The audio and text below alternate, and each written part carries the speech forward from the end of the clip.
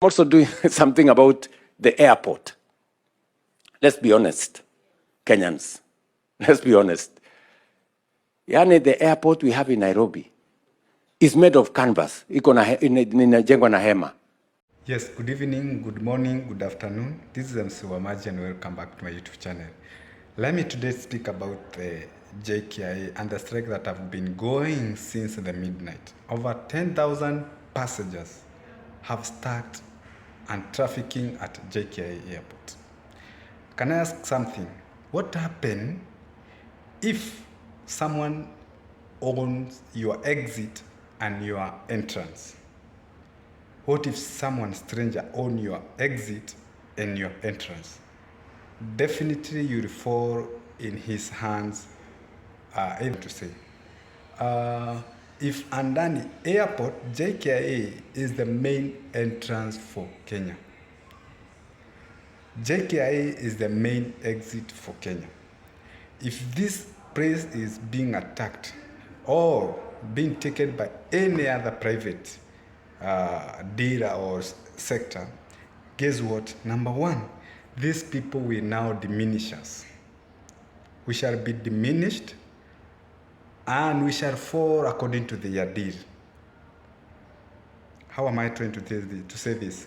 Guess what? This Adani, he is an Indian. Jobless Indians there.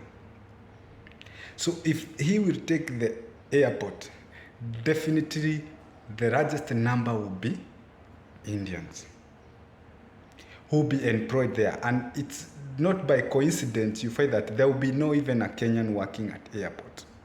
And those 5,000 working at KAA, guess what? It will be finished. Another thing that you are supposed to know about airport is that the flight price might increase rapidly, or even most people might even not afford to pay the ticket. Second thing, even some people might even try to use other airports to connect to come to Africa. Like maybe Ethiopia Airline, you go through Ethiopia, you come Rwanda, and then you connect to Kenya. You see? But the government is very unfair for Kenyans. Let's be honest. Let's be honest, because even if the guy has come to Kenya, he has benefited, and there are those people maybe who have benefited from the deal. It's better be the truth, because if there is no benefit with the deal, I'm sure that it could not be given to the Adani dealers. I'm not saying being improved is bad, because that's where the government now is trying to figure out, but improvement of infrastructure could have gone with the time, because the airport has not stopped completely. If it could have been stopped completely, then we could have understood that there is a problem somewhere. But the running is still going on. They could have set aside those money they normally set aside to improve the airport with time. They could have bring engineers from outside the country. Maybe even if it will take billions, with the time being, then they will improve the airport slowly by slowly, as long as it is owned by the KIA. If those people attack the main exit, the main entrance, definitely we won't be in a safe side.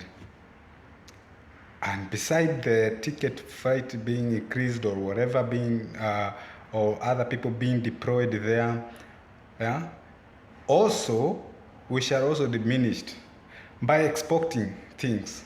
Let's look on other aspects. The way maybe you could have export very easy, or with the cheap price, now it will be more expensive. So the government should try to figure out, not just taking someone, the deal that you can make with somebody and you jail yourself. If you reason the way the President Ruto is talking, we know this man is man of rice. So it definitely, and he has a sweet mouth. The government has a sweet mouth. And the problem is, they have done this without explaining to the government, to the people. You are like waking up to the work and you're like, somebody is replacing you without even a notice. What the hell is this?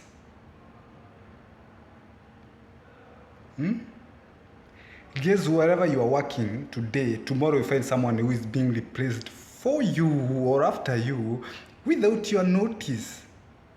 Hata gava inakuwa na madharau sana, to be honest. To be honest, it has a lot of, hata sijui, I can't explain. So, listen to this speech of President Ruto. It's not even making sense. It's making sense for those people who believe in his rise. But definitely, that years, deal of that years, that money to improve, it will not be improved. Look at what Morara has been doing all around. Money has been borrowed to improve the infrastructure, to improve the stadium, to improve the roads, but nothing has been done on the ground.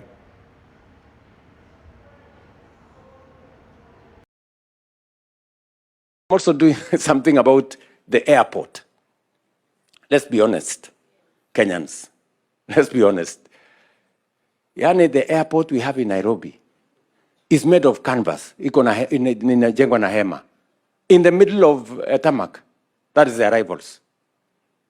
I mean, this is a temporary structure we put up almost, 7 years ago. We don't. Ethiopia have a brand new airport. Rwanda have a brand new airport. And it is the reason why we need to work with investors to give us a new airport in Nairobi. I have seen many people saying, William Ruto wants to sell the airport.